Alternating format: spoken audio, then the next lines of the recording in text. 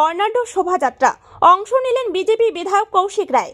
রাম নবমী উপলক্ষে ময়নাগুড়ি শহরে এক বিরাট বর্ণাঢ্য শোভাযাত্রা অনুষ্ঠিত হলো রবিবার।